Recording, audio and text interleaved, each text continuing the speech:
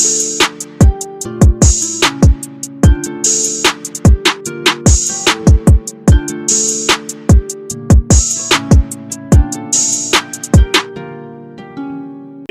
what's good, everybody? It's your boy George Michael Perez, aka GMike, and you already know what it is, baby. Back with another episode of the G Perspective, and on this week's episode, bringing back a few guests of mine, Justin Frazier, Nick Wilkins, and Logan Peter, to speak about the Week 5 NFL season and see where our teams, Philadelphia Eagles, Dallas Cowboys, Denver Broncos, and the Detroit Lions, on where they stand and how far they can get, maybe into the playoffs or even further into the playoffs. So we go deep into each team. Don't forget to follow me on my socials, Twitter at George Mike Perez, Instagram, TikTok, and YouTube at GMike Media _, and the audio version of the podcast is available on all podcast platforms and YouTube. And don't forget, Wednesday nights, 9 p.m. to 12 a.m., listen to your boy on Peace on the Streets Radio, talking about all the current events in sports. So let's get it.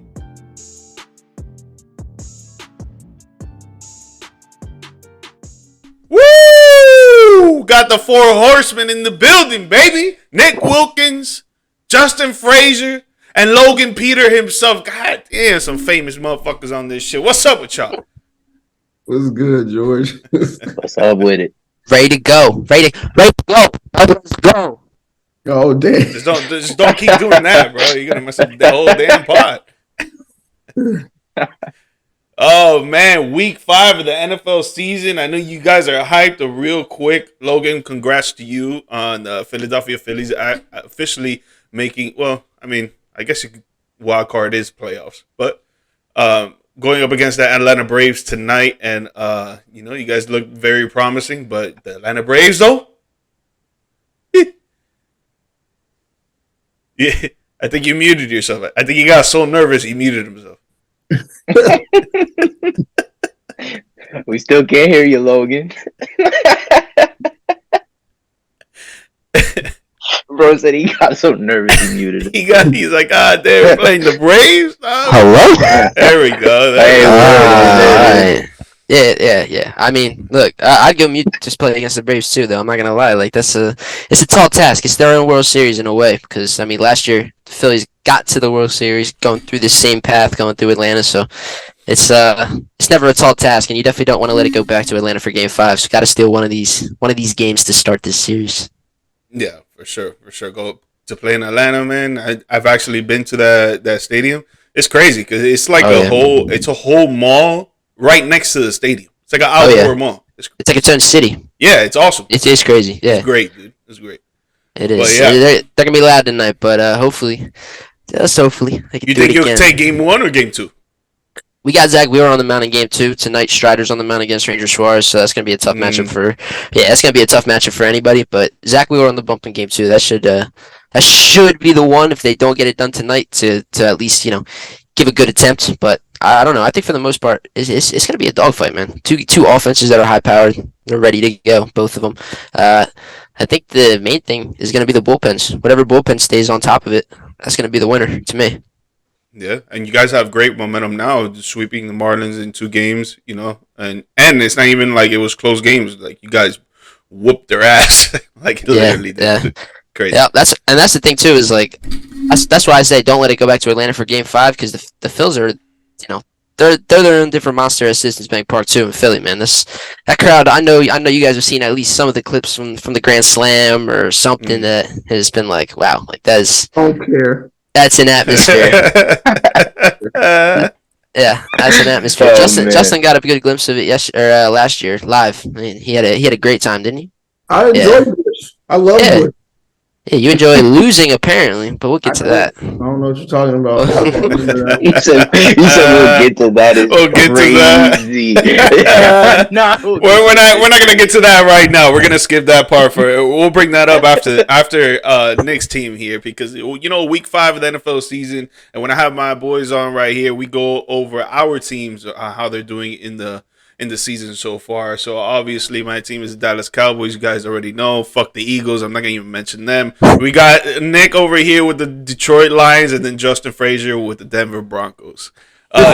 let's start off with the Lions, man, because honestly, That's crazy. That's crazy. I love it. I love it already. Hey, man, the Lions have been one of the hottest teams in the NFL right now, in my opinion. And, they started off the season going up against the Super Bowl champs.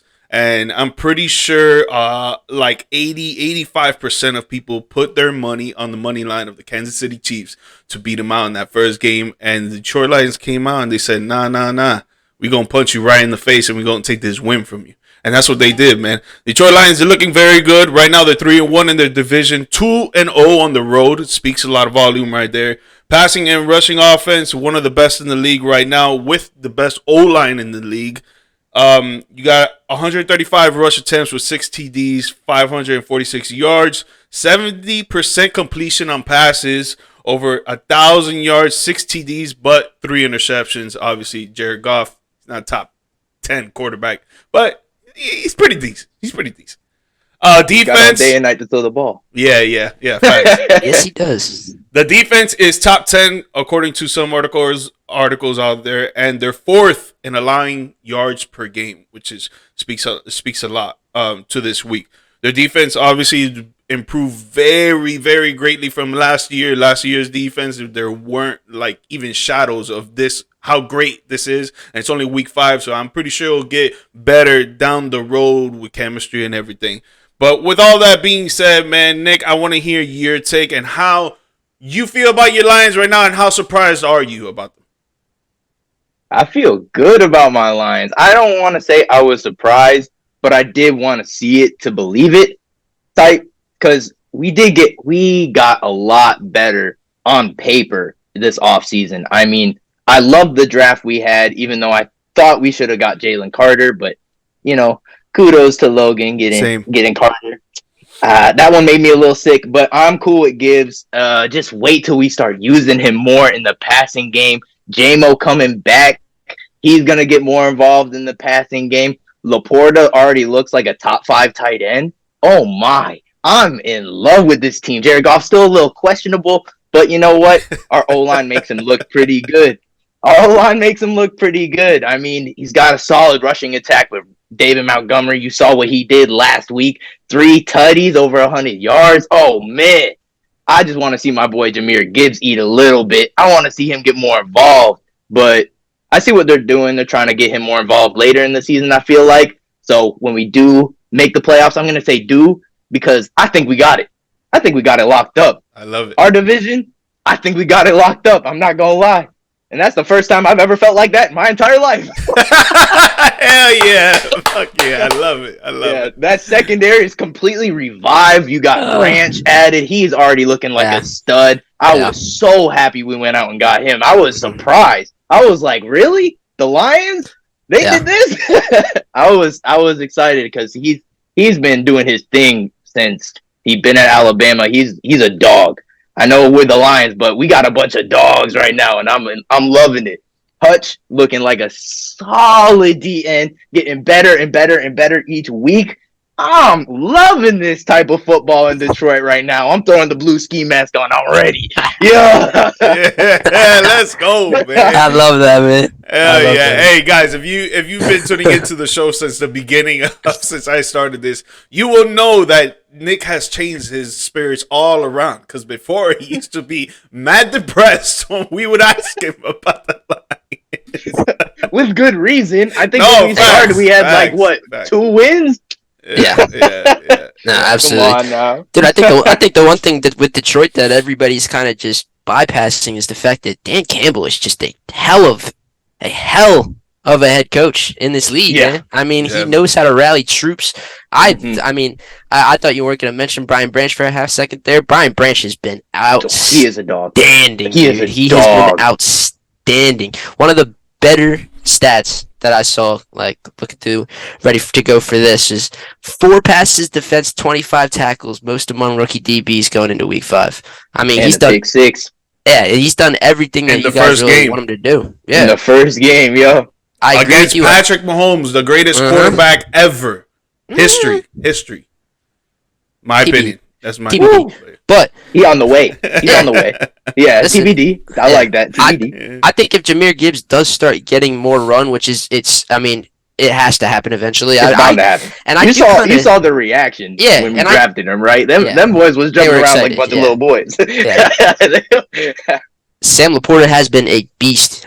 Beast. Like he's open all the time downfield. And the thing with Jared Goff, man, I disagree with you guys, man. He's a top 10 quarterback in this league now, if not real close. He is a damn good player, man. Go look at his stats. He's close to 300 every single week. He sits there in the pocket. Like I'm not denying. Listen, I'm not denying in terms of he's got one of the best offensive lines in the league. By the way, George, I think they're second. Eagles are first. I think Lions are second. It's pretty close, and the Lions are a lot younger. I feel as if they have like the Eagles got Lane Johnson, Jason Kelce. All those guys are on their way out. I think, but yeah, you never know. Jason Kelce might play till he's 50, but yeah, no, for real though.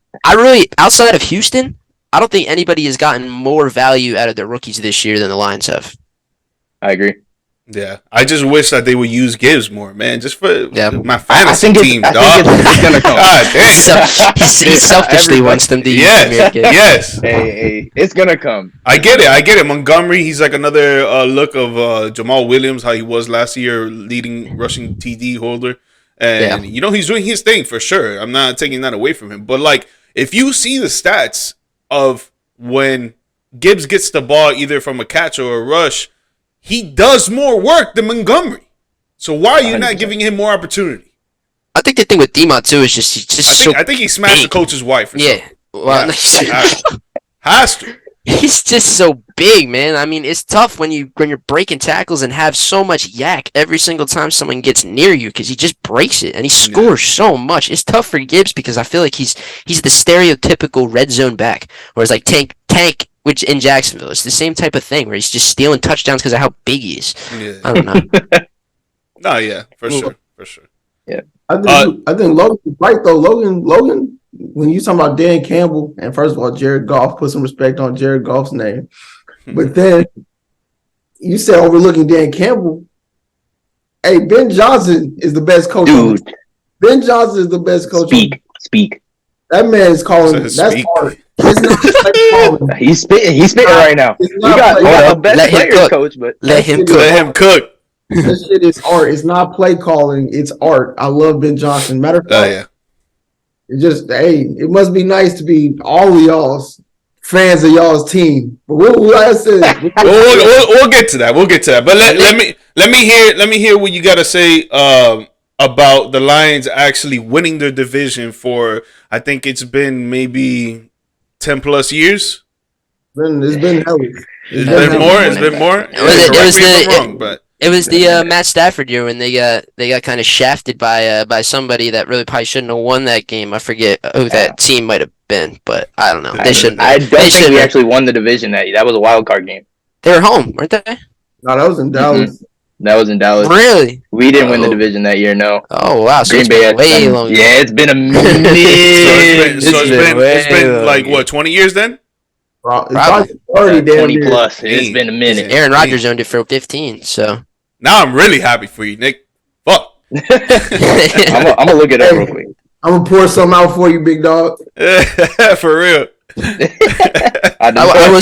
I will say, Nick, don't be too comfortable with your boy Johnson, because I guarantee you, if not next year, the year after, he'll be a head coach somewhere. That's one thing I know about having great offensive and defensive coordinators is they get snatched up like nobody's business once you have a viable team. Yeah. The Eagles got 2 brand new ones this year, and they're probably gonna have at least one more new one next year. Like, they just come and go. Like, whoop. Yeah. And I like Aaron Glenn too. I mean, he's done. Even though he got a lot of hate last year because of the defense we had, but I like what he's drawing up. I like what he gets out of his defense. And Dan Campbell, I'm going back to what you were saying, Logan. Man, he can rally the troops. Yep. Like that's an understatement almost. Like, this is the players coach of players coaches. Like, I've never seen a guy get his players just amped up for a game. I love to see it. And then what Justin was saying, Ben Johnson drawing up beautiful plays. And I think that he's going to draw up some plays for Gibbs. and J-Mo. So fantasy managers, don't worry. It's coming. Or just manifested it. The STL. Please. That's gonna be me. That's gonna be me in the shower later. Please. Dude, relax. Water running down your. I'm gonna be like this, like I'm gonna be like a genie, just sitting like that. You can't just do that on your couch. Nah, dude, the water's gonna hit you. It's gonna manifest. It's like holy water on your couch. I will say, I think Detroit's gonna be 4-1, and I don't see anybody in that division that's really gonna. I mean, look, Minnesota is what they are, right? I mean, they should have probably won again. Yeah, they probably should have won 1 or 2 of those first 3 games. They probably should have beat the Eagles, but they didn't. They're 1-3, and you look at them now, and to me, it's not even. I don't even look at them like much of a. Jordan Love looked great at first, and the Packers just don't have the players to me, not yet at least. They don't have the O-line. That O-line is depleting every second. How do you win football, though? In the trenches. The Lions have the best vision on both sides. You got the best D-line. You got the best O-line. Yeah, facts. Mm-hmm. There you go, right there. So you got them winning. You got them winning the division. My bad, Logan. Do I win the division? Man, fuck the Eagles, man. Top 3. Top 3. I had to win the division in my season prediction, so they make me look good. That's right. They're in my parlay from before the season started to win the division. Oh yeah, your name's not. Man. I wanted to believe it. Yeah, fuck you. But I had to see it first, and I'm glad. That's great, dude. The tension is high. Yeah. They're not even playing each other this week either. That's the best part. Not yet. Not yet. I haven't got you guys for a while. Yeah, but I think they did that on purpose because they know that we're gonna be close at the end. Yeah, but I mean, are we good on the lines, or anybody else got another topic? Because I want to. Yeah, I just want to. One more thing to say. Go ahead. One more thing. Closing statements. So from the King of Detroit, we have a chance to win the division for the first time since 1993. Woo! I was even born. That's when I was born, baby. Woo! Like this, I ain't seen nothing. So you haven't even seen nothing like this, George. I'm about to be 30, so that's 30 damn years. What? Goddamn. Sickening, ain't it? That's sickening. But hey, we like living right now. Let's go, baby. Let's go. No better moment but the present, boy. Okay, so now you got brought up another question in my mind. How far do you think they can go in the playoffs? Far. I always say because the NFC is weak outside of the Eagles, the Cowboys, and the 49ers. But that's what I'm saying. That's like, 3 teams that can dominate the conference. You win the first game for sure. Like, especially against a wild card team, okay. Yeah. They got, again, an elite O-line and elite D-line when it's cold. But, you know, I mean, as long as you guys get that 3 seed, you'll be okay. But if you're the last team that wins a division, you know who's coming to you. And it ain't going to be pretty. You might not win that game, just saying. Because Dallas or Philadelphia is going to be the next team up for you guys if you guys get that 4th. But if you get ahead of the NFC, what is it, the South, right? Yeah, and that should be relatively easy. I think we can. Yeah. We should. I should. Yeah. So should. Well, with the Cowboys and the Eagles, if we keep it at a buck. Yeah. I mean, look, they're going to be 4-1. Say it again. I didn't hear you. My bad. Lions match up well with the Eagles and the Cowboys. They do. I mean, look, you go back and look at that game last year. You go look in that game last year, though, Nick. The first game of the year, the Lions roster in comparison to now is nowhere. Like there was nowhere near the talent that you guys have now in comparison to just last year. And Jalen Hurts got all he can handle in that game. I mean, granted, he's matured, and the Eagles have gotten better too. But like, especially in Detroit, I mean, it's tough to come into Philly and beat the Eagles. Like it's just a tough environment, and when you do, it's a huge accomplishment. But dude, if the Eagles had to go to Detroit, like say the Cowboys wins that division, and the Eagles had to go to Detroit, I agree with Justin 100%. Like that game is going to be a dogfight because it's 2 of the best offensive and defensive lines in the league. Like I don't know. It's Detroit matches up well. Mask everywhere, and they finally have a quarterback. Bro. They finally have a quarterback. I mean, the Matt Stafford. Look, look at him. He was a great quarterback, bro. Don't get me wrong. He was a great quarterback, probably the best in their franchise's history. That's saying something, bro. He never won a playoff game. Like, think about it. So I get it. Great player, Georgia Bulldog. Shout out you, Justin. I know you like Matt Stafford, bro. Like, I get it. But look, at the end of the day, Jared Goff is playing better than Stafford did in the last 4 or 5 years of his deal in Detroit. Stafford didn't have this type Did of you team. see the rest of our roster? You're right. You're right. But I'm saying that comes with Stafford it. You know what I mean? was running for his life. Yeah, Oh, the bro. first year was the first year was bad. The first year was bad. He never had a running game, an Yeah. O-line, or a defense. Yeah. He had Calvin. And that's about it. And that's it. That's about all fair. Detroit That's a fair gave point. that man. Yeah, that's a fair about point. it. Jared Goff's been living lavish after that first year. Bro. That first year he was sent to the Bulldogs. Ben Johnson. He different. Yeah. No, it's different when you got an O-line that can really protect you, man. That is different, bro. That is very 100% different. It's 100% different, and it all goes on the shoulders of the quarterback. No one ever talks about the offensive line in the media. Let's be real. But true football fans and true football players and coaches and everybody that knows actual football knows that if you want to win, you need an O-line. Period. Mm-hmm. Football's won in the trenches. You need a D-line too, just as good. That's why, to me, I love Howie Roseman for that fact because he values the trenches more than anything, bro. Like that's all he cares about, bro. 100%. That D-line in Philly is. You look at that D-line; they were all either a first-round pick or a 5-star. We get it, bro. Get it. That's what I'm saying, though. You know what I mean? Like that's it's one like that. You know what I'm still sick. Facts. I'm still sick. The Lions let y'all get Carter, bro. I'm still sick about it. I know George is sick. Come on, man. Oh yeah, everybody's sick. The league's sick. Justin's not sick. The league's not sick at all. Denver weren't getting him, and he wants to see his boy. Justin's going through a coming. cancer right now, guys. Yeah. If you see on the bottom of your screen, 1-800 Justin Save Live. Save Freezy. Save Freezy. I love it. 1-800 Save Freezy. You know why? And we're about to talk about why. Hey, I didn't traded his first round pick for Nathaniel Hackett 2.0. I didn't need y'all to scoot to the side for like 2 minutes. Bro. Okay, that's fine. Ready. That's fine. But real quick, before we get to that, I tell you what. Before we get to that, real quick, before we get to that, Week 5, Lions going to the Carolina Panthers. We got a steamroll.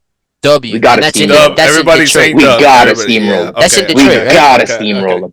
I'm gonna be so pissed if we don't. That's how in Detroit, right? Because they messed us up last year.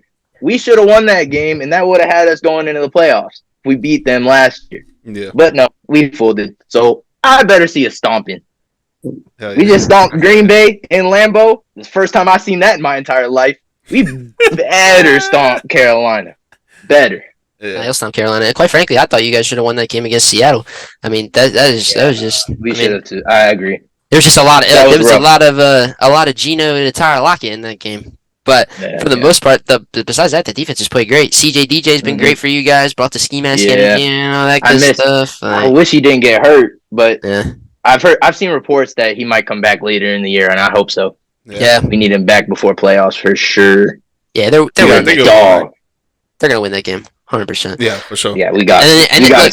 Look, and then they got Bucks and Ravens in Tampa and in Baltimore. Mm-hmm. I'm going to the Bucks game, boy. I can't wait. Oh yeah! I can't wait, boy. You gonna see me one blue ski mask? No, bro. Yo, not even fucking joking. I'm gonna be there that weekend. I'm supposed to go to that game, but like my girl and stuff, like they're like, I don't want to go see football. Type. Who you going with? You. We out. Bro, you better be there now. Yeah, right? We'll talk after. We'll talk after for sure. Yeah, I'm muting my mic now. I'm ready for the Broncos. Yeah. So let me bring this up right here because the Lions are looking very, very promising. But one team right now that is not looking very promising, and to me, it's a big surprise after the big Hall of Fame head coach hiring of Sean Payton to the Denver Broncos. The Broncos are now 1-3. 0-2 at home, but last week they came back from a 28-7 comeback against the Chicago Bears. Bears, not really a big team to really do that to, but your rushing offense has not been so great. Only one rushing TD of the season with the third lowest in rushing attempts throughout the league. Only 382 yards on the ground. And only one rush that was for 20 or more yards. The passing offense has been decent, right in the middle of the league, not so bad. You know, everybody counting out Russell Wilson, and wants to blame Russell Wilson for a lot of what's going on in Denver. But honestly, I don't really think it's him. Above 1,000 yards, 9 TDs with 67% completion rate. And then the defense is ranked the worst in the league, according to some articles. The Broncos are allowing 37.5 points per game, including 461.5 yards per game. Defense is overall bad, but the secondary is what is making you guys look like hot trash. And I'm sorry to say this, Justin, because you my dog, but the Broncos are not looking very good right now, man. And there's a lot of speculation on what it could be, but I want to hear from you on what you think it could be. I'm glad you asked, George. For those that follow me on Instagram, I released a rant probably 2 weeks ago after the Miami game. I have another rant because whenever I think, I said we lose 70-20, I'm pissed. Of course, we allowed 70 points. I'm even more mad these stupid ass dudes won last week. What is going on? So 1 minute we want to allow 70. Then we want to win. Not only do we win, we make a comeback against the Bears. I want to lose at this point. I want Caleb. Bro, at least give me Drake May. At least give me Drake May. But no. See, the problem is everybody wants to blame Russ. Russ is playing actually like a top 10 quarterback, surprisingly. Then on top of this, the offense is actually moving the ball. They're scoring. Things are going well. The defense is getting fisted, bro. Look, outside of Pat Surtain, bro, there's nothing good. Oh, there's nothing good outside of Pat Surtain, and he's not even at his best because how could he be on a defense that sucks? Damari Mathis is CB2. He needs to be CB6. Justin Simmons has been out the last 2 weeks. That's our best safety. We got Kareem Jackson. He needs to retire his old ass. That's done for. We have no pass rush. We have no size. We have no girth. The linebackers are small. Man, bro, we spent all this money on offensive line, George. Guess what? You just said we can't run the ball. We signed 2 offensive linemen so we could run the ball. Then we brought in Samaje Perine from the Bengals. We don't even use them. So what are we doing just paying people just to sit on the bench? You might as well get the money to me. I need it more than he do. Bro, then we bring in Sean Payton, right? The Hall of Fame legend coach. Y'all should have seen the bottle I drank that day when we traded for Sean Payton. It was a good day. But I should have learned my lesson because I got my hopes up when we traded for Russell Wilson just for him to literally destroy my hopes and dreams. The same thing is happening now. Now I believe in Sean going forward. I think he'll get the team right or whatever. But it's like, bro, it's the same story, rinse and repeat. Now we're about to play the Jets, who have Nathaniel Hackett. I wouldn't be surprised if they have their best offensive game as revenge.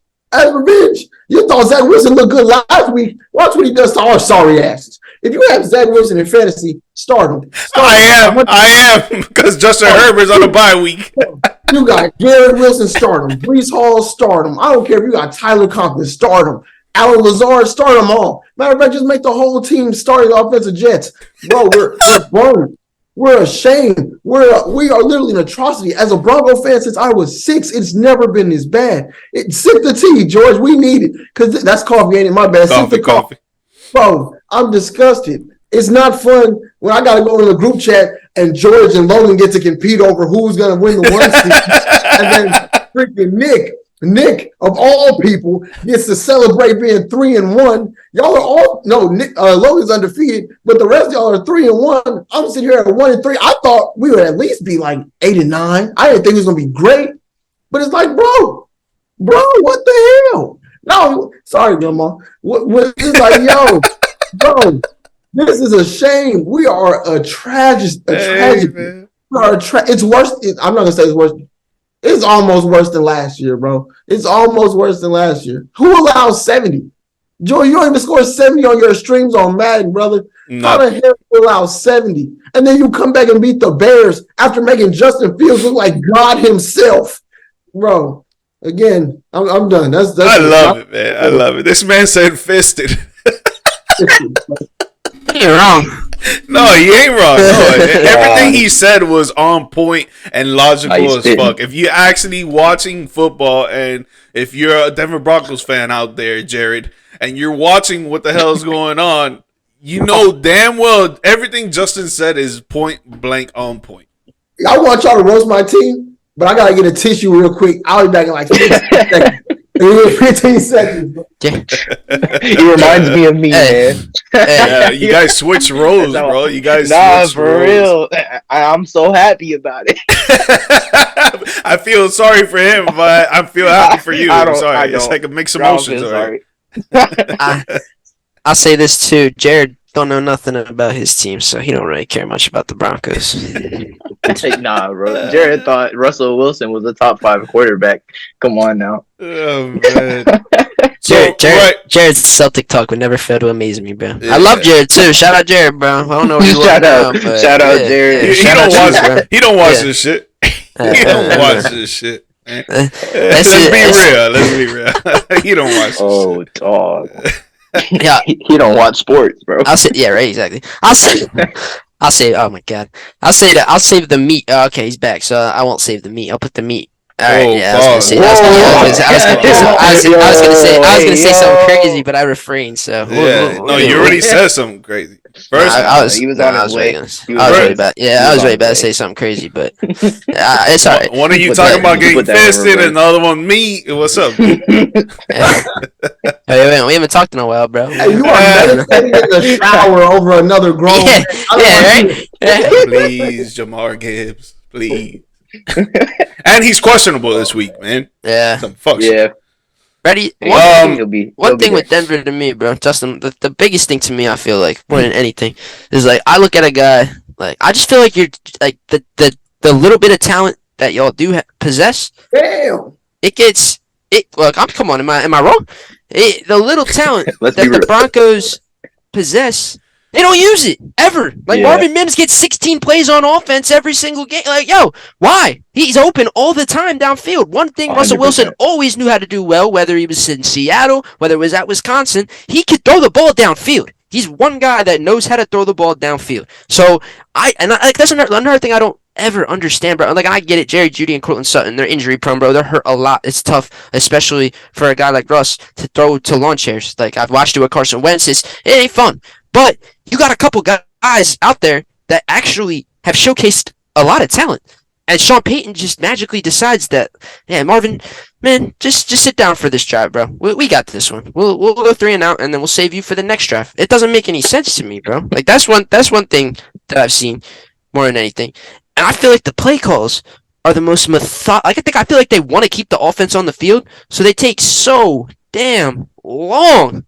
So long, bro. Like, they break out of the huddle with 15 seconds left on the play. Like, how are you going to go into motion, or are you going to go do change of play if you don't have any time to do that? Like, look, Sean Payton, it seems as if he's been out of the game for a while, and that's, like, kind of the main thing that I've noticed with them, because, like you said, like, Russell Wilson's playing good football. Like, he's one of the guys in the league that, like, last year he was abysmal, and, like, I don't even want to blame Hackett as much as I would like blaming Sean Payton in this situation this year, because, literally, the offense can't keep the defense off the field, and they try to nullify that by making the offense sit there for 10 seconds longer than any other offense does in the entire league, and it just ruins it. Like, it just ruins everything. I really don't understand. I don't understand. And the same thing with the Bears game. I watched most of that game for some godforsaken reason, but I watched most of that game, and when you come, like, you could see it in the huddle, man. Like, when they were coming back in that game, now granted, Chicago isn't great. They had a nice win on Thursday night, but they're not a great team. We all know that.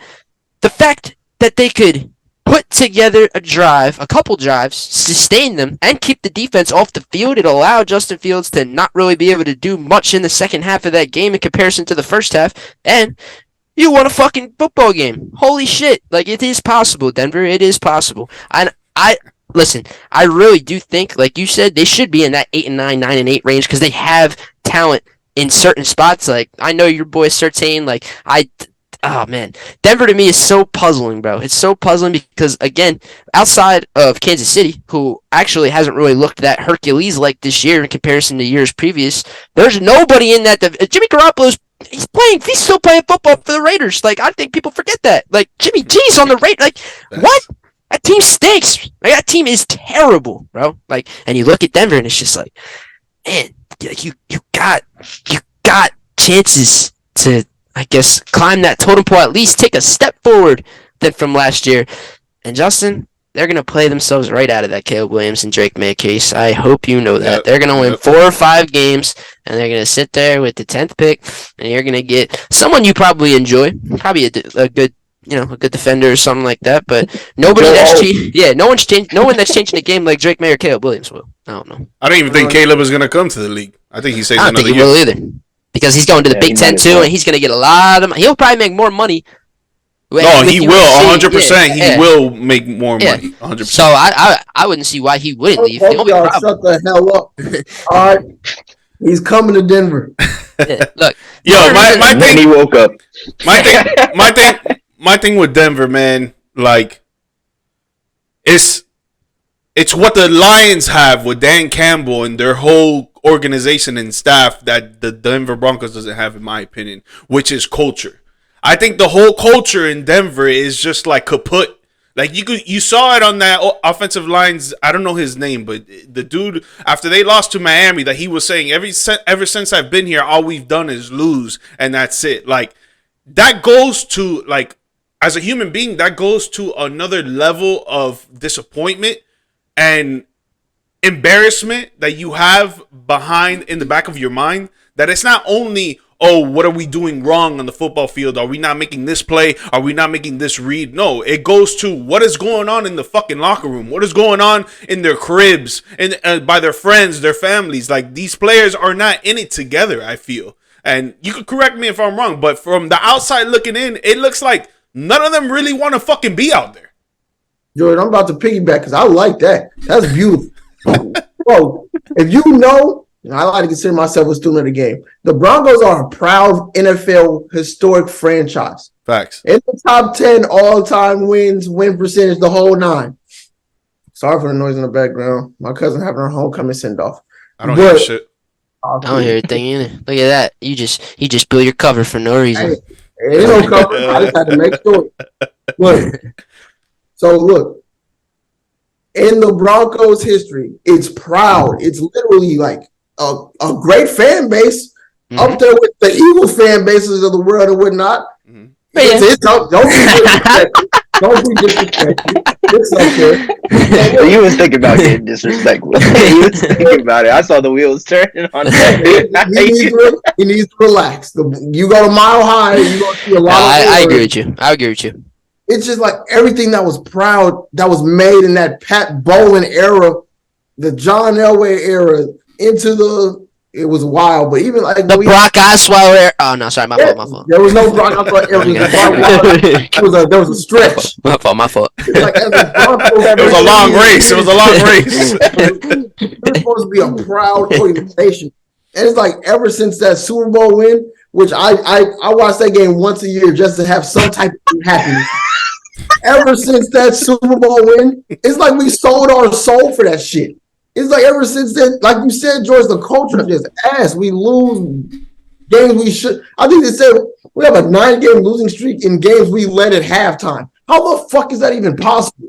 What? Wow. What is happening? No. Crazy stat right there. It was Garrett Bowles that said all we've done is lose since he's been there. Absolutely. That's true. To Logan's point earlier, we do have weapons. Jerry Jeudy's open every play. Y'all know I've been a Jerry Jeudy defender. He ain't gonna be this week, but shit, ask him. Ask him. Hold on, let me call him right there. Let me FaceTime. Hey, yo, Jerry. Hey, he gave the Jets not Jerry Jones, bro. Come on. He gave the Jets 100 last year. He can do it again, bro. It's frustrating when the culture of the team, like even as a Cowboy Eagles fan, y'all have never been down this bad. Like it's not in recent. I like how he did not bring me into this. No, it's been bad. It's been bad over there. I've been down bad. Even the Cowboys down season, the most down season they had was the year they got Zeke. The Eagles' most down season they had to trade to get Carson Wentz. Happy you, right, buddy? Yeah, I mean, outside the Lane Johnson year, you're right. There's 1 year before Chip Kelly came where they were like 4-12 and they got Lane, but outside that, yeah. And I'm going on year. It's been 9 years since we won the Super Bowl, and we have. Wow, that's crazy. I feel like that was just yesterday, bro. The second longest playoff drive in football, behind, ironically, the damn Jets. Bro, it's sick. Oh, man. Nick, go ahead. Logan, George, I've said what I had to say. Yeah, no. Real quick. Bring your ass back here. Can the Broncos turn the season around and actually become a wild card playoff team? Because it's only week 5. No. It's only week 5.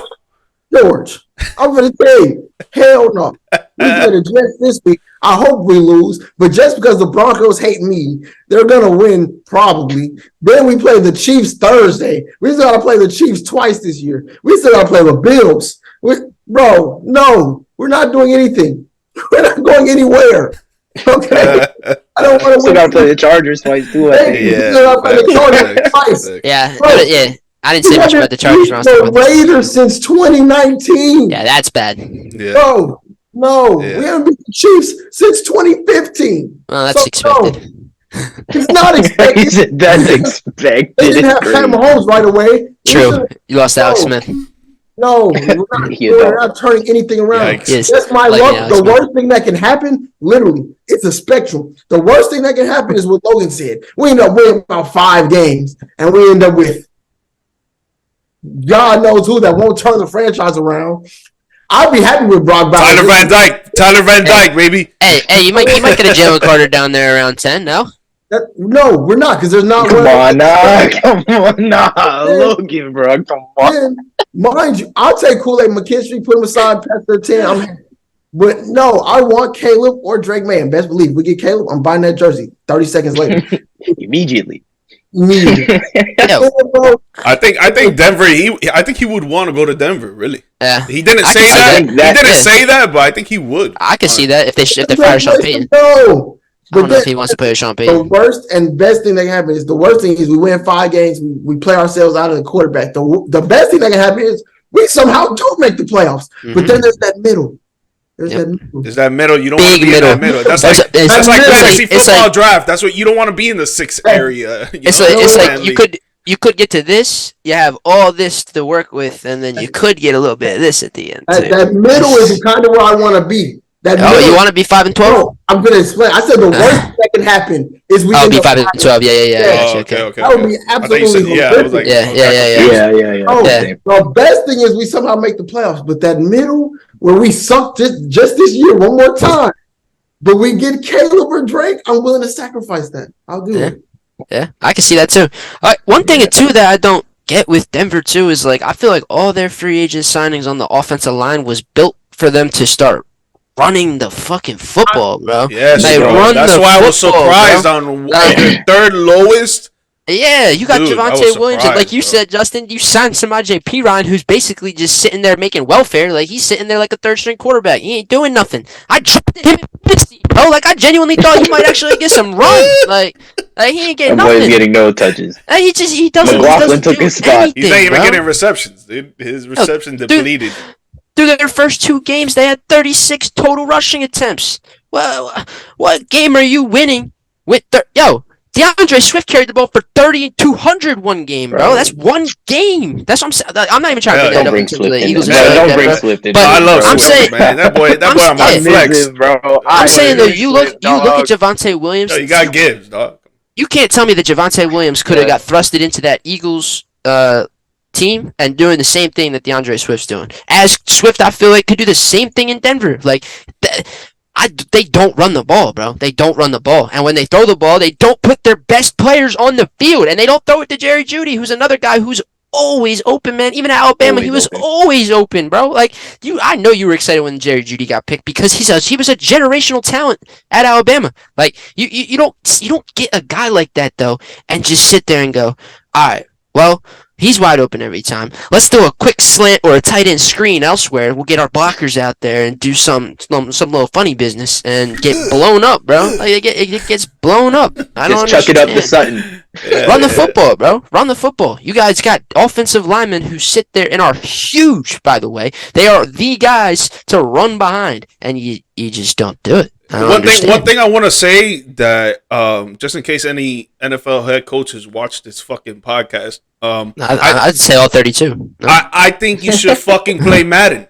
If you play Madden, I think you would fucking get some more creativity in what the fuck is going on out there. Honestly. Yeah, I mean, I don't know, dude. Like Denver to me, I hope and pray, Justin. I'm praying for you, bro. I hate seeing you upset, except when my team's doing it to you. But for the most part, I like seeing you happy, man. So like, I hope Caleb Williams or GMike come to you, man. I'll get a Caleb Williams jersey if he comes, bro. I'll rock it with you, bro. I'll rock that orange with you, bro. Yeah, but I mean, not on Sundays or Thursdays or Mondays. So. Well, also, I'm not gonna lie to you. That Broncos pass rush is abysmal. Yeah, like. It's horrible. Y'all just traded away Randy Gregory. It is. Yeah, it's bad. Yeah, no, it's bad. Like, you guys are what, third from the bottom, I think, in total sacks? Yeah. It's terrible. Like, y'all are one sack ahead of the Bears. 2-4. How many sacks they got? Do you know? Can you see it? 8. They got 8. They got 8 sacks on the year. Oof. 8. The Bears got 7. Rams got 7. Y'all have 8. I think we got 4 in one game against the Giants. That's horrific. So you got Patrick pretty much chasing a wide receiver for 20 seconds. It's just not. You can't cover a dude that long in the NFL. No, hell no. It's damn near impossible. And then Simmons. I mean, y'all are missing Simmons. I mean, immediately you saw the impact of him gone after that 70-point drop. I mean, it was ridiculous. And you got to get more pressure on the quarterback, or else it's just going to keep getting worse and worse. And I know you aren't a fan of the corners outside of Surtain, so Surtain's really just out there by himself crying at this point. That boy's covering 4 receivers at once. Yeah, bro, and it's impossible. It's impossible. I feel bad for the dude. I feel bad for the Broncos, but there's a lot of room for improvement there, and I do agree with Logan. They should start running the football, bro. Yeah. Like. On the ball, bro. You went out, got McLaughlin. I mean, got Javonte back, and you got P. Ryan. Like, do something.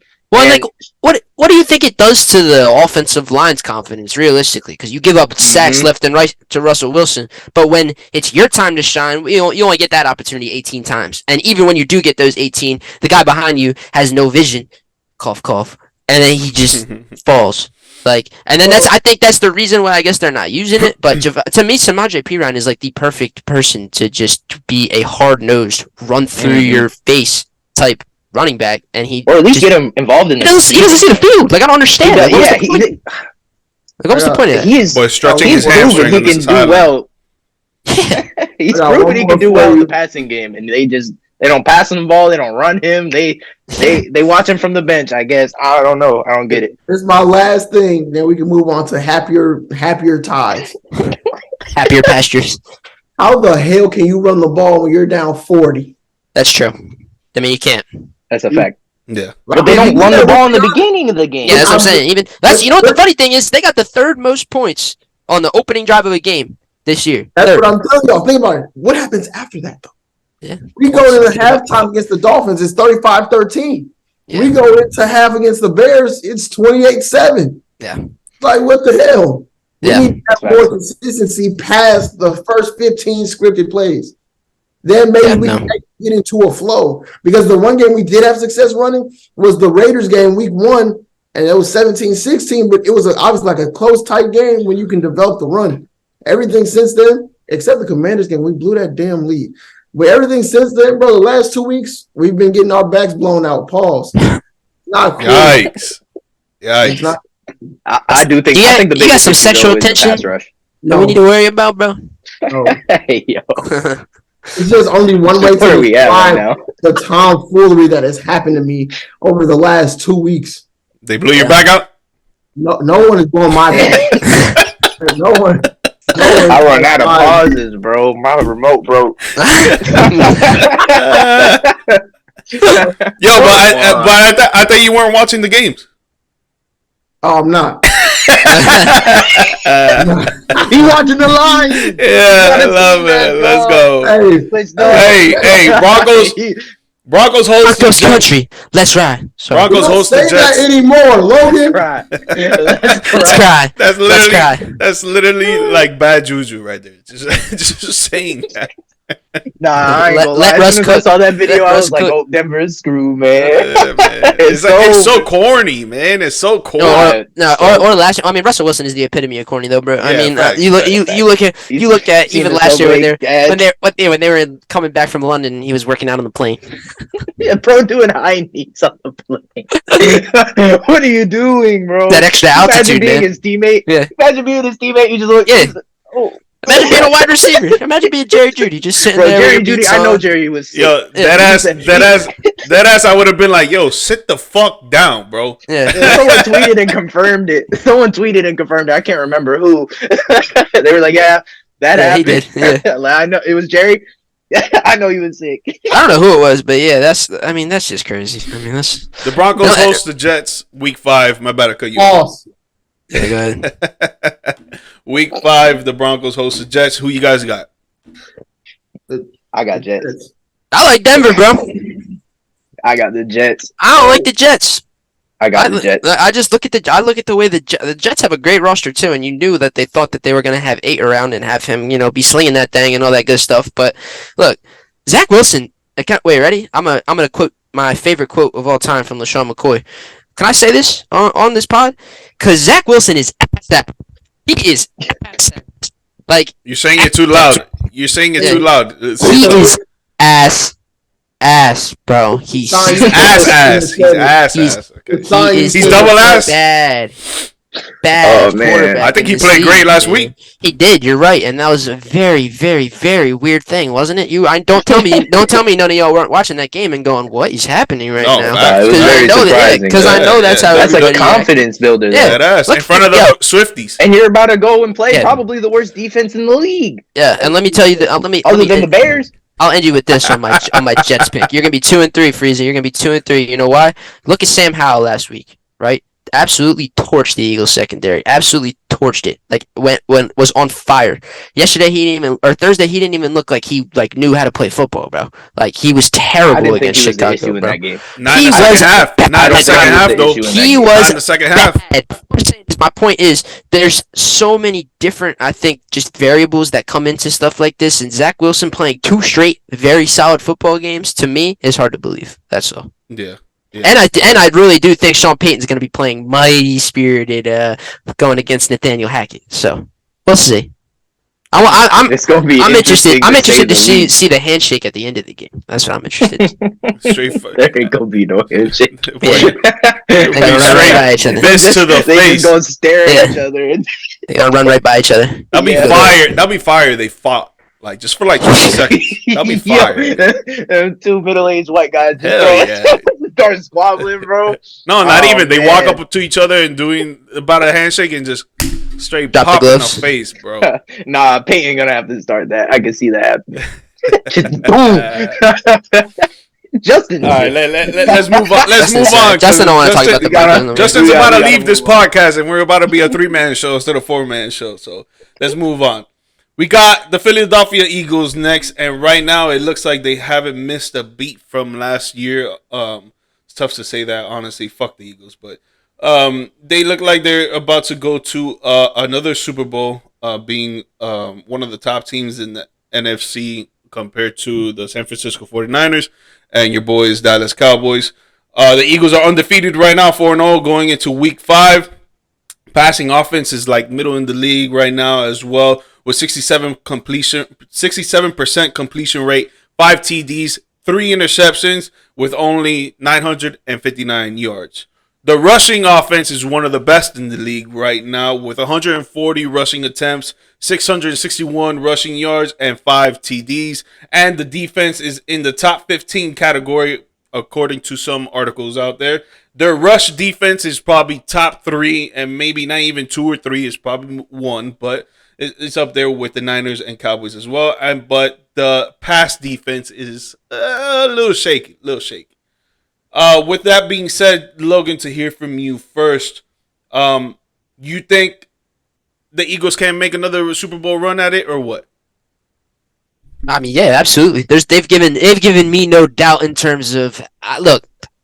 every single person outside of the city of Philadelphia, and I'm pretty sure some people in the city of Philadelphia look at this Eagles team and go, well, they're not dominating teams like they did last year. They're not dominating and putting their heads down and just doing smash mouth. I mean, they did a couple times, but for the most part, like, there's been close games, right? Like, they're not blowing really anybody out. They've got one win over 10 plus points. So when I go back to all of those things, what's the point of this game, this great game that we love of football, gentlemen? What's the point? I'll give you a question before I return. What's the point of football?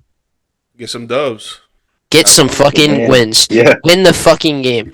I don't care how it looks, bro. I don't care. Like, win the game, bro. Like, that's a you fact. win games, A dub's you a dub. stack, Gotta you eat it. stacking I wish doubles. I could say like the same James. shit all the time, bro. You know what I'm saying? You know what I mean? Like, I should have put the liquor one thing- in this shit, man. Dang. The one thing Justin about should've- the Eagles, bro. Yeah, no, but Justin, I'm sending you a bottle, dog. Some chronic. So one of the Shay bottle, boy. Oh, The God. DJ bottle. Oh my gosh. This club Shay bottle is crazy. Yeah. That's crazy. Nah, but like to me, I'll keep it short and sweet, man.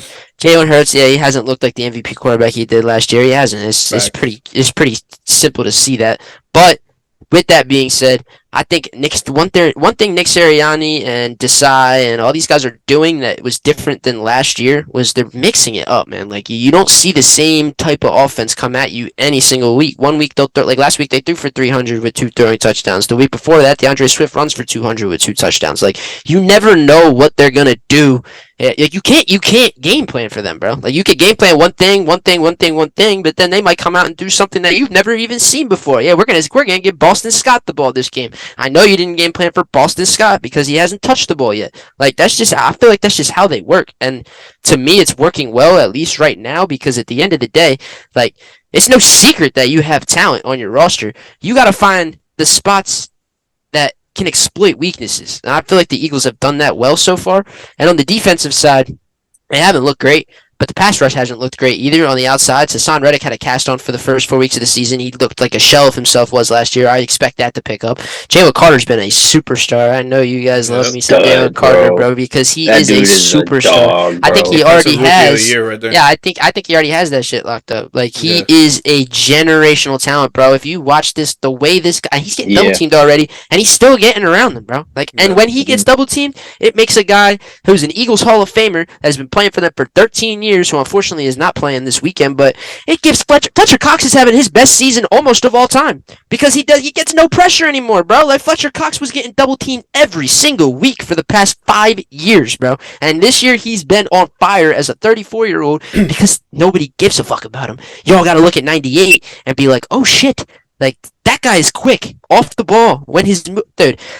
And he's splitting snaps with Jordan Davis. Like, who's been on the run stopping way. Yeah, the run stopping way has been absolutely incredible, bro. One thing I do know is when a running back walks in and plays the Eagles home or away, they ain't getting over 100 yards, bro. It don't happen. It don't happen, bro. I can't remember the last time it has happened.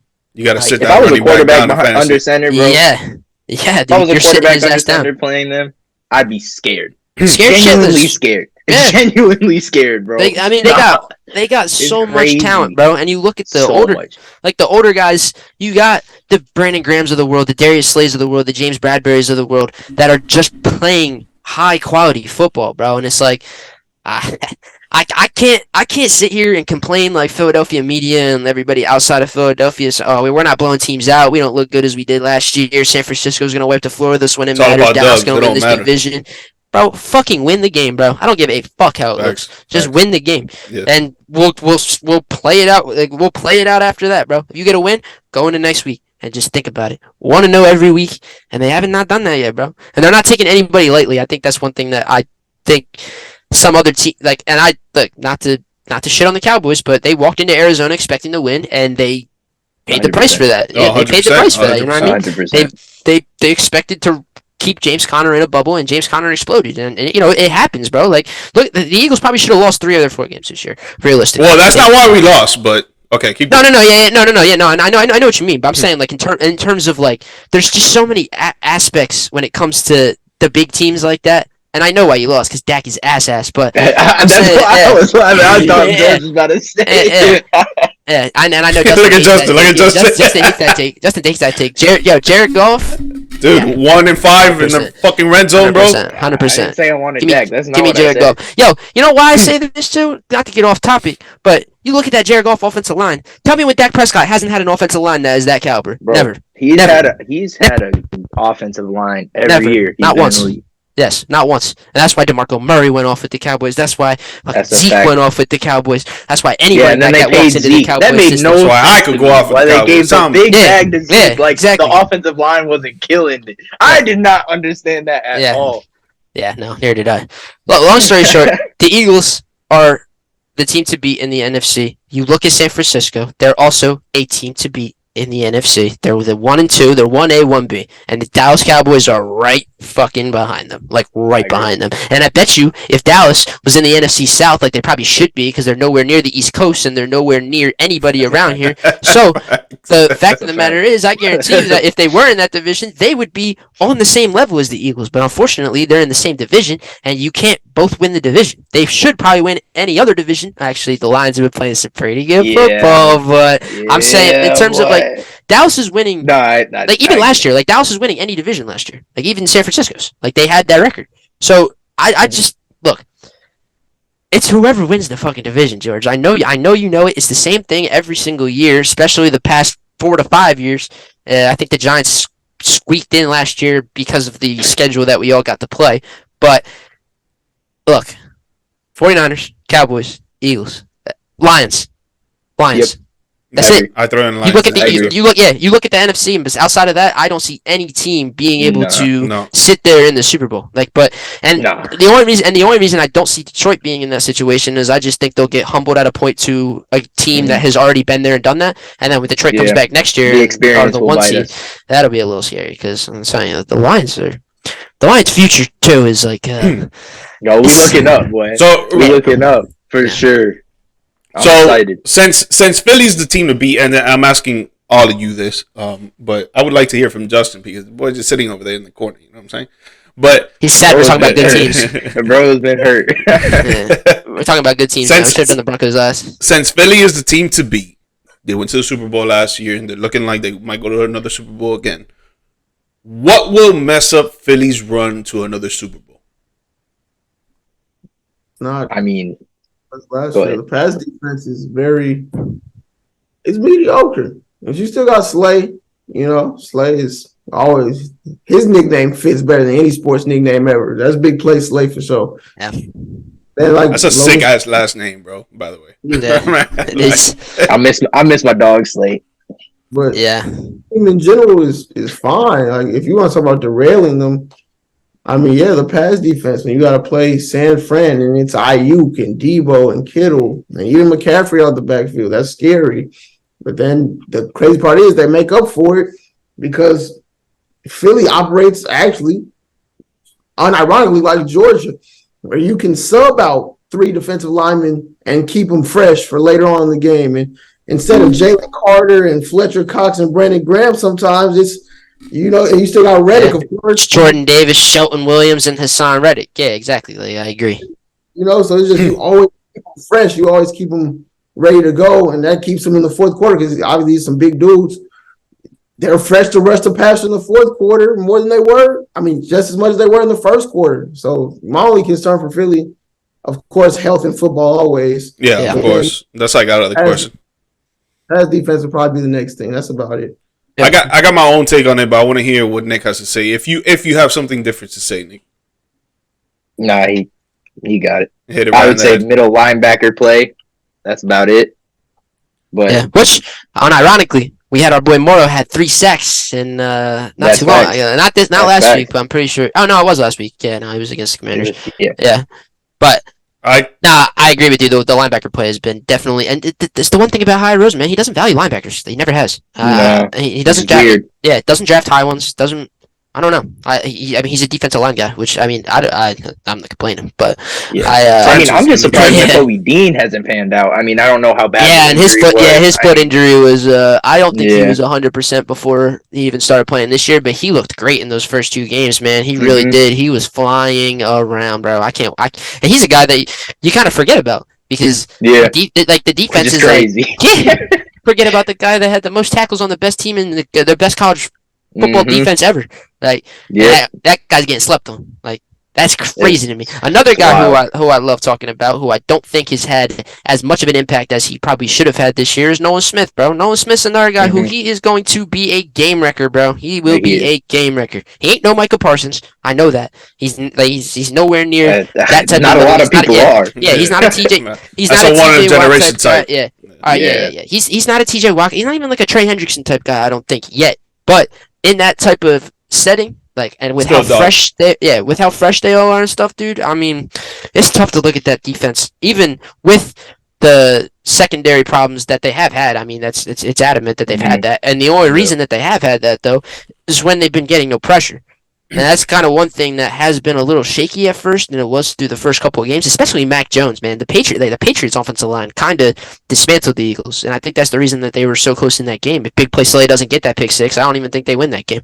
So yeah, there's certain things about this team that obviously I think is like you look at it and you're like, oh, well, I don't know, that could be a problem. And then I just go back to Jalen, and I go back to AJ, and I go back to Jalen Carter, and I go back to just, man, they got too much talent to be sitting there and playing teams like the Panthers or any of these teams, realistically, bro. Any NFC team outside the top four that we mentioned, the Eagles should have no problem walking in there and taking a win, just like they should. 100%. They should beat the Rams this week, man. I mean, it's just how it is. They got the weapons. The only thing that could really affect them is health. They got the 100%. They go all the way and win it this time. Yeah. And I think it hinges on Dallas too. It's like you look at the Cowboys too. Like the Cowboys they're definitely no walkover. Like, I think they're definitely no walkover. Man. I feel like the Eagles could shoot themselves in the foot, man. And this is why I'm gonna say this. And if you disagree, obviously speak your mind. Yeah. But I think at this point, I don't think there's anything wrong with the Eagles, really. Like, their offense and defense are immaculate, and they can make another Super Bowl run. And the only thing that I will say is that from what I've been seeing from these teams that they should be blowing out of the water, like you're saying, I think your offense is playing too conservative. I think that down the line, if you don't change that, and you go into the later part of the season when you start playing us for teams for wins that matter, and you start playing other teams for wins that matter, and then you go into the playoffs, and then obviously those wins matter. If you're not changing, because you do change up your schemes, like how you were talking about, but what I mean is the mentality of being super aggressive. Because I think it's just stepping on their throats. Yes. I think it's just like, okay, you know what? Let's run the ball here. Let's try to get this 3rd and 7. You know, let's try to get to the 1 yard line. Fuck it, 4th and 1. We'll do a QB sneak. We'll get it. You know, like 95 completion rate on the 4th and 1. But if you're too conservative, you don't change that up. I think it's gonna mess you guys up. I think that you guys have to be way more aggressive. Because last year you guys were super aggressive. That's why you were blowing teams out of the water. But in the beginning of the season, they weren't. They weren't. Okay. They were conservative. That's what I'm saying. If they change it down the line, for sure. But right now, how I'm seeing it, I think it's all about tempo. Once they get in their groove, I think it's going to be tough to stop them once they get rolling. Bro. They're playing to their strengths, which is smart because you don't want to just change shit up mid-season, which we're about to be at. And then it's like, okay, like the Eagles are, especially last year, a run-first team. You lean on that offensive line, and you go about your business. They really just playing to their strengths, but at the same time, I would argue, like Logan has pointed out, they lost Shane Steichen, who is the offensive mind. You lose. We only talk about Jonathan Gannon. I feel you, but I'm still saying, like, prior to getting exposed against KC, that was a really good defense. Yeah. So it's just like you're really playing to your strengths, but at the same time with new coordinators, I feel like you're just getting a feel out right now. Yeah.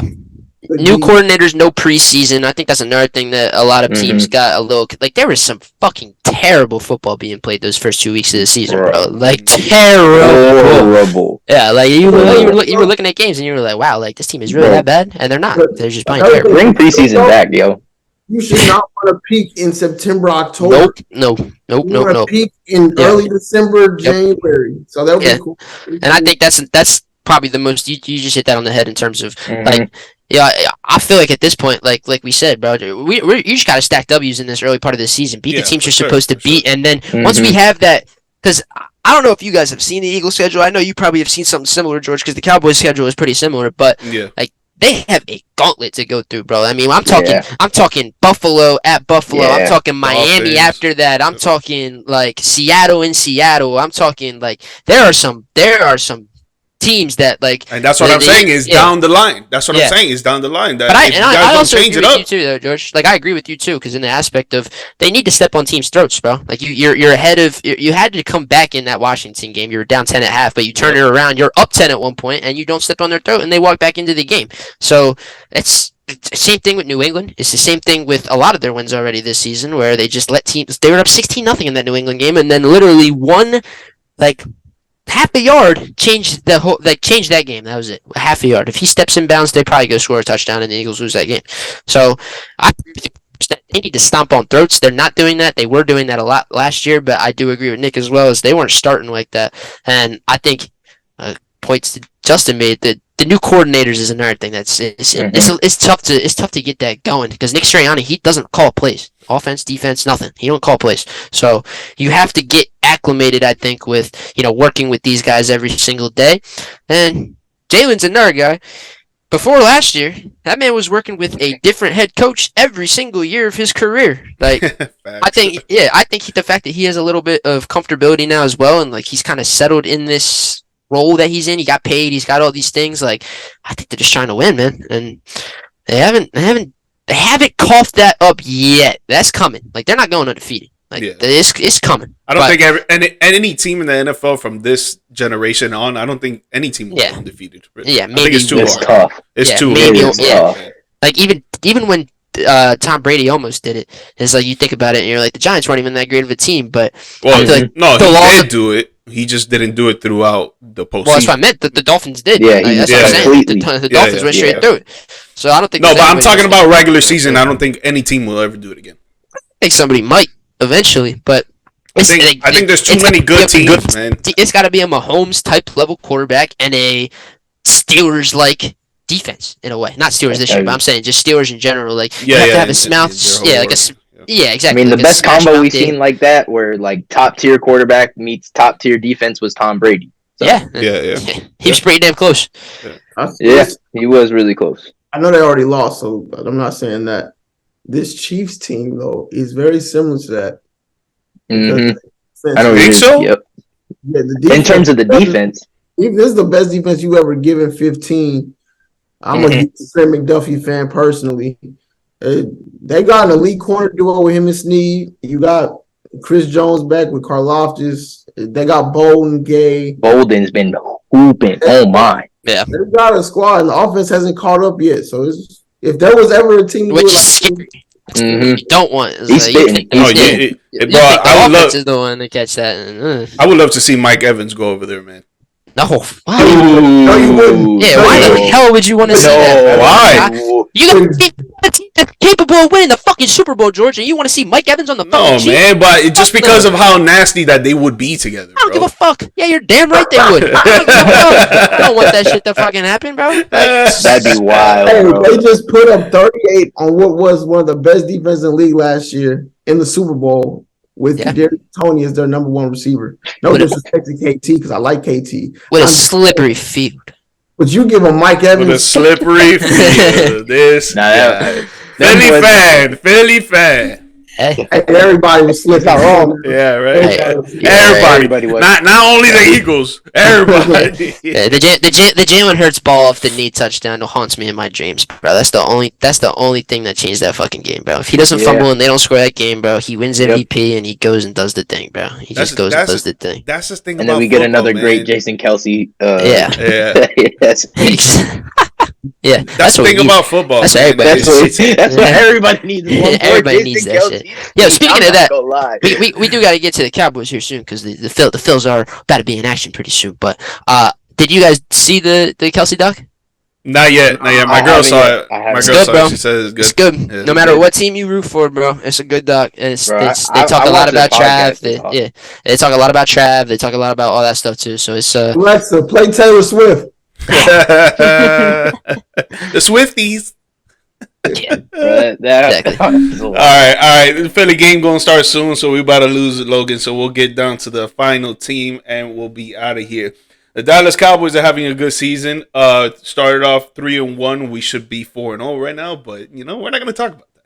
We're 2-0 at home, second in the division behind the Eagles. Our passing offense isn't quite the best, but they are doing pretty good with a completion rate of 71%, 928 yards, 4 TDs, and only 1 interception. Ladies and gentlemen, only 1 interception. It was a big one. That lost us. The rushing offense is doing good as well with 137 rush attempts, 565 yards, and our defense is top 2 in the league. We are not number 1. The Niners are 1. We are second. Best pass defense in the league, though, only allowing 148 yards in the air and only 10.2 points per game. With 4 weeks of Trayvon Diggs.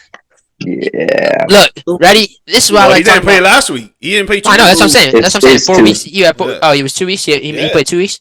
Okay, yeah. 2 weeks. Dallas. I'm just gonna get my point in quick, George, because I know you're gonna go on a little rant. Thing with Cowboys. To me. I'm not really. No rant. All right. Ready? Thing with Dallas. To me, at least. I don't know if this is. I don't want to think this is biased.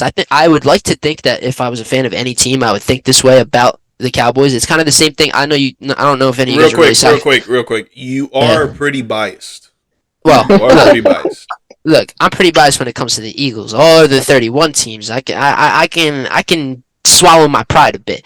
But when it comes, when it comes to the Bears, come on. I mean, I am from Philly, bro. You know how that works. You know how that works. But look, Dallas to me reminds me of Manchester United, right? Manchester United. You wear the badge. Fuck you laughing, Nick. Yeah, you wear the because he knows. I know exactly where he's going. You wear the badge, and there's a type of prestige that comes with that, man. There's a type of prestige being a Dallas Cowboy. They're America's team.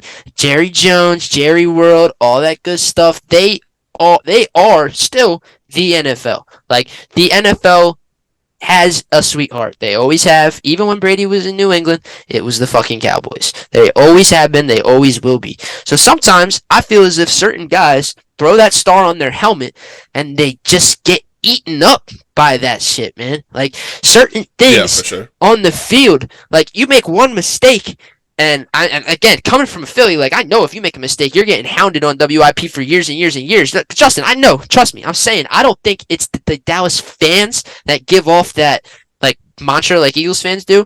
I think it's more so inside, bro. I think it's internally. I think the Cowboys legends, I think guys like Michael Irving, I think Jerry Jones, I think all these guys look at somebody that doesn't have that cowboy-like demeanor. Why do you think they all like Michael Parsons so much, bro? He's a generational talent and he's wearing the star. There's not a lot of those recently. There isn't. Like, it just hasn't been like that. They had a lot of it in the 80s and the 90s and when they were winning all these Super Bowls and stuff.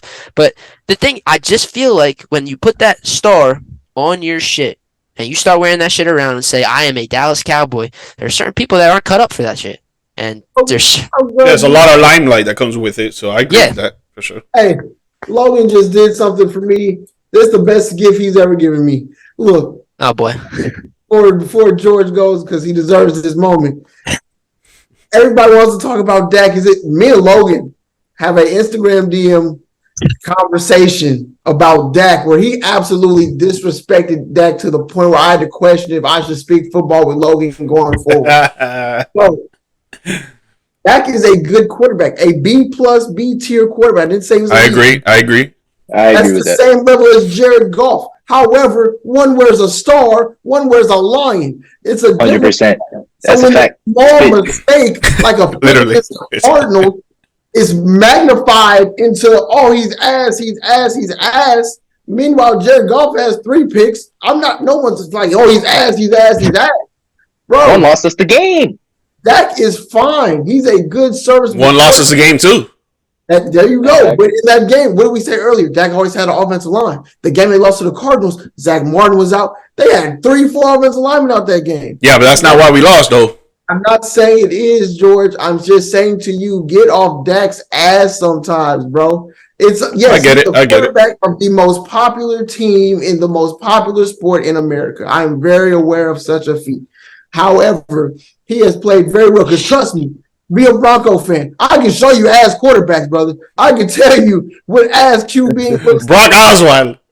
There's more than that. Just look at any Lions QB Paxton Lynch action.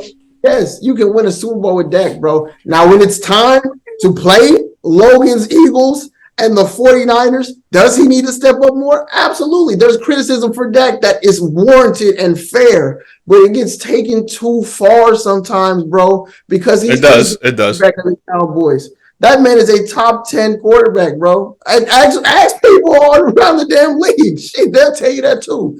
But top 15. When you got a star, trust, if you think that boy is top 15, you're damn shame. He's right there in that 8 to 10, right there with the Goffs of the world and the Kirk Cousins, that little 8 to 10. Kirk Cousins.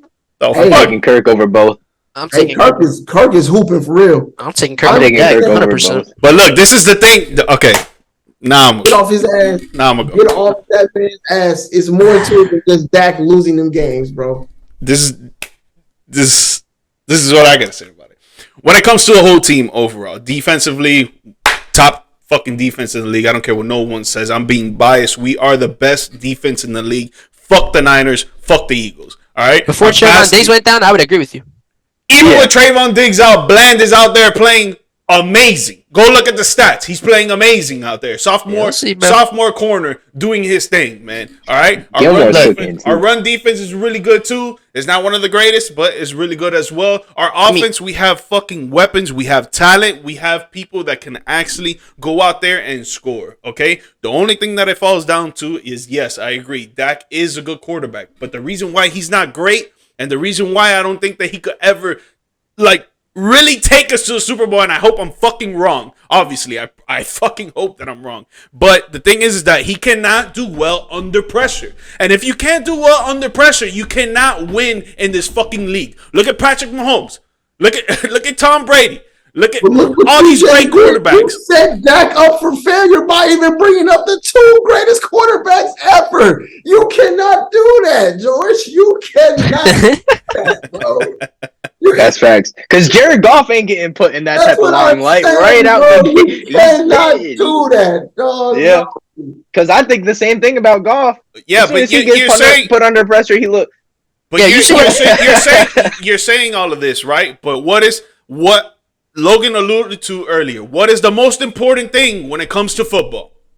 Winning games. Is winning games. That's all that fucking matters. If he does do that. Yes, he does do that. But when it comes to the end of the season, when it comes to playoffs, does he do that? Does he do that? Yes or no? Yeah. He wins games. He don't win D games. Yes, exactly. What is more important?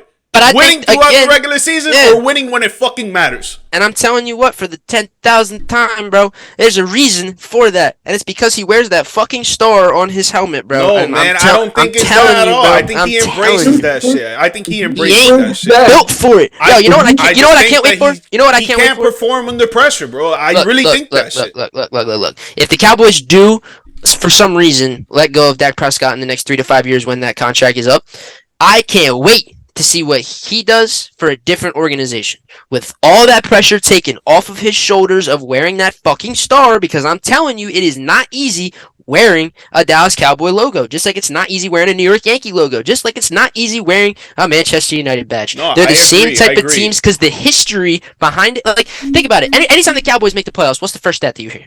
What's the first stat you hear anytime the Cowboys make the playoffs? Last time they won a Super Bowl, bro. Which is when? 30 fucking years ago, bro. Like, think about it. Seriously. Whoa. All the different all the different quarterbacks that they've had throughout the years, right? Tony Romo is a perfect example of it because I think Tony Romo and Dak Prescott have had insanely similar career paths. They both have been good enough to wear that logo for 10 plus years, but they haven't been quite good enough to win what really matters. And again, well, we got robbed. But okay. Des caught that shit. Des caught that shit. Y'all shouldn't have been there. Oh, and that's the thing too, bro. What was that? The fucking wild card game, bro? Like that was divisional. That was divisional. My fault. You guys got robbed of a Super Bowl by losing by one catch in a divisional round game, bro. You had 2 more games to play before you even stepped foot. I mean, one more game. One more game. Yeah. One more game until you even step foot on that Super Bowl team. That one more game was against the LOB. So yeah, it was. Look, all I'm saying is the Cowboys have this demeanor in their head that it's like, if I'm not performing well enough, then I don't deserve to wear the star. And Jerry Jones feels the same way. And I think he's another problem. I think when he dies off, no offense to Jerry Jones, I think they're going to be much better without Jerry Jones.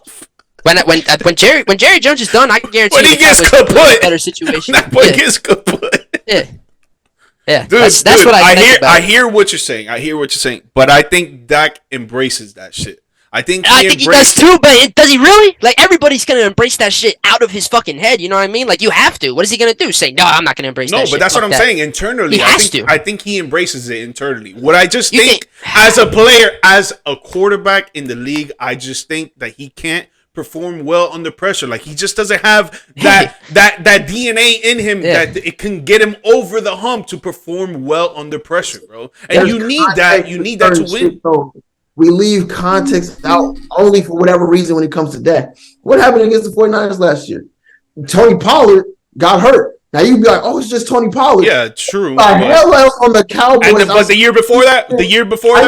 I got you. When Tony Pollard goes out, right?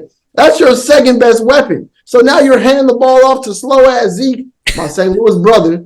Bro, you're getting 2-3 yards per carry. That's not good. So now your only explosive threat is CeeDee Lamb, who isn't a deep threat. He's more of an intermediate target. But now you got to make him do everything. That's why you go get Brandon Cooks. That's why I said there's no excuses this year for Dak. But then you rewind even prior years. Yes, did Dak have offensive line to run game? Sure. But did Dak allow Aaron Rodgers to roll out and throw that crazy pass on the sideline for the Packers to get the game-winning kick? No, he didn't. Because that's a game the Cowboys should have won and went to the NFC Championship game as well, but the defense let them down.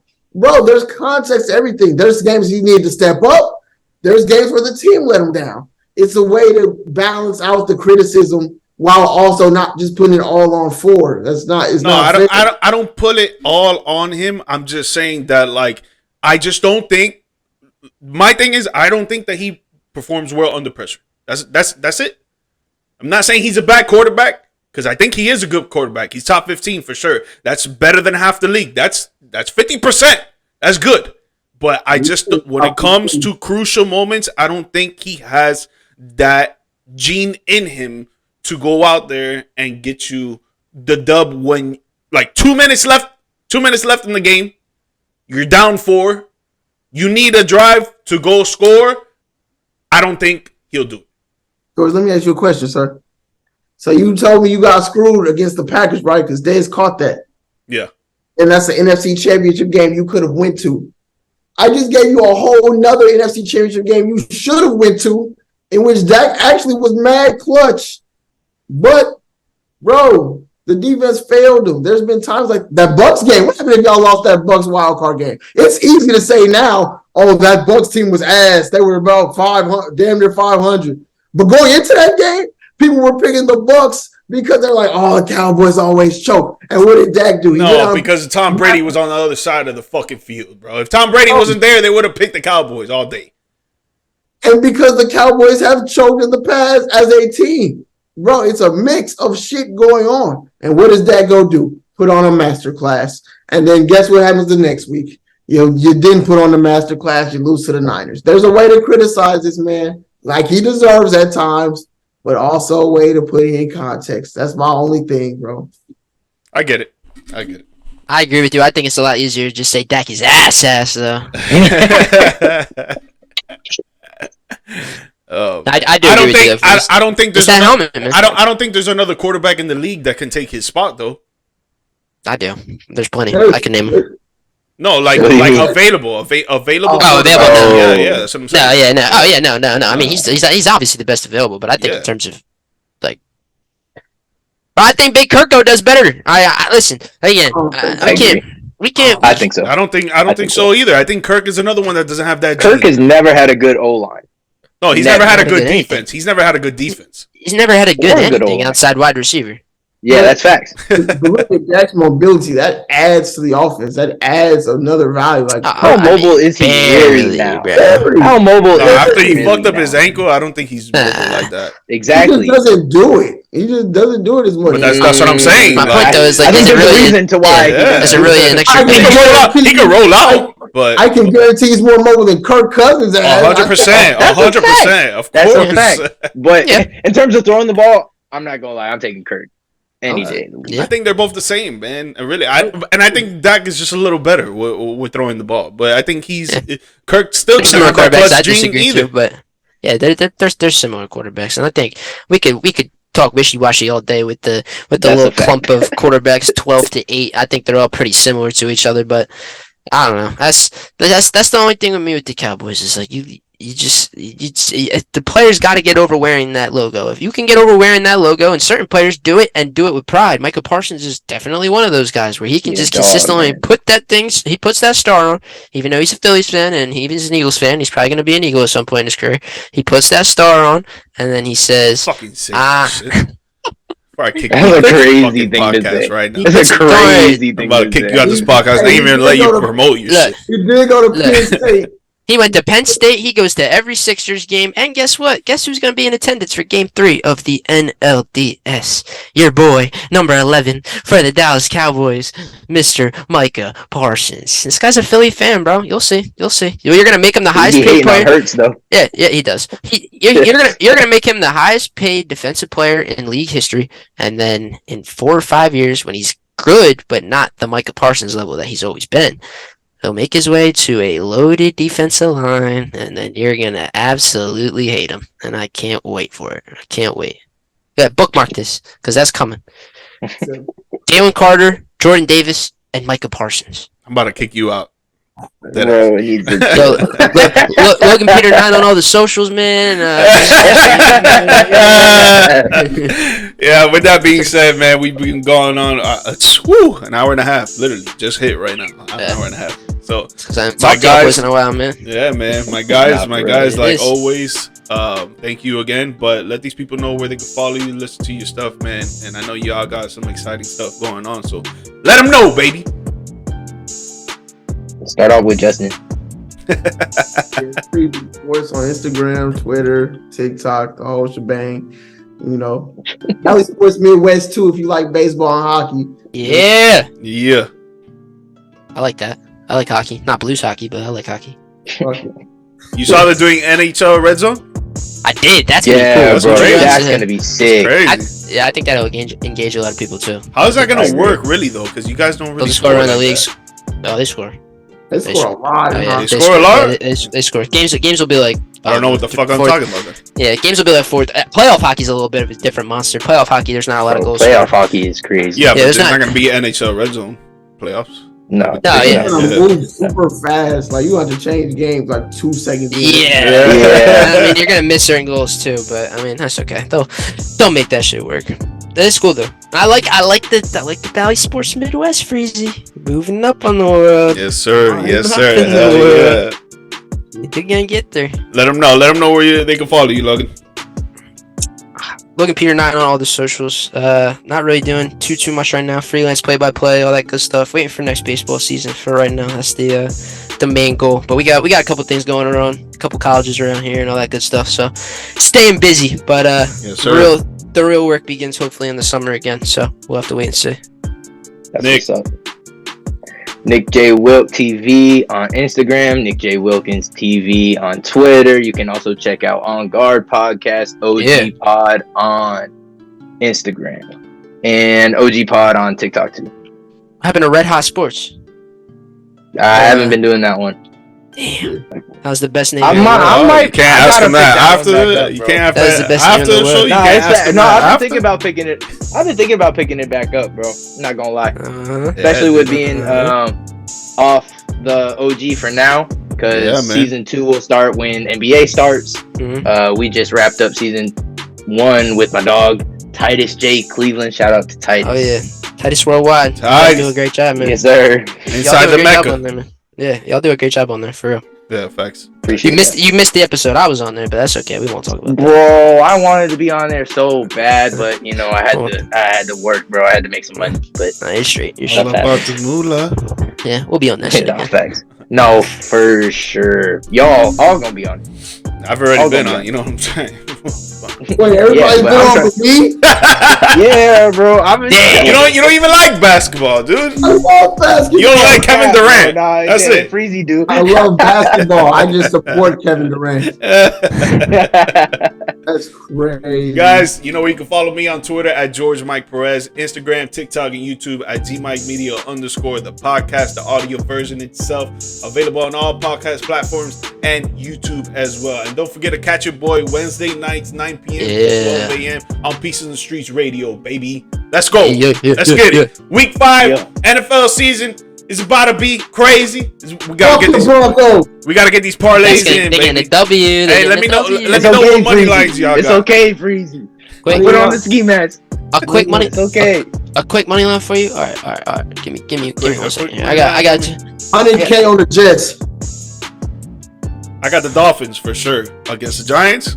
Yeah, they're gonna be like minus 400. I don't give a fuck. I'm doing like a 7-game, 8-game parlay. Yeah, that's I'm what in there. I won a 7-game last week. Yeah, give me Houston. In Houston? Atlanta. You Houston like in you Atlanta. like doing underdog slips? I love doing underdog slips, bro. I don't know. Like I think like sometimes I'll be like, yeah, I got 3 for minus 220, and other times I'm like, yeah, I got 3 for 450. Like I think it's kind of it's a field thing hit or for me. miss. Yeah, It's a field thing for me. Yeah, I like the Eagles too. You can always put your the birds the on there. Come on, bro. I hope we get out here. Love y'all boys. All right, man. All love. Peace. Fuck the Phillies too.